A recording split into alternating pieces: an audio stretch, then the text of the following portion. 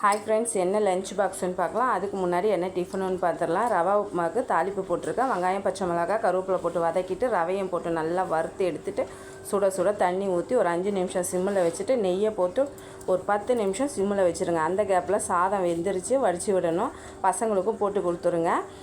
குடமிளகா லெமன் சாதம் செய்ய போகிறோம். தாளிப்புக்கு எல்லாம் எடுத்து வச்சுருக்கேன். நல்லெண்ணெய் ஊற்றிருக்கேன். போட்டு நல்லா வதக்கிட்டு சின்னதாக சாப் பண்ணால் பெரிய வெங்காயம் ஒன்று சேர்த்து குடமிளகாவையும் சேர்த்து உப்பு, பெருங்காயம், லெமன் ஒன்று பிழிஞ்சு விட்டு ஒரு 5 நிமிஷம் வச்சுட்டு ஆற விட்டுருங்க.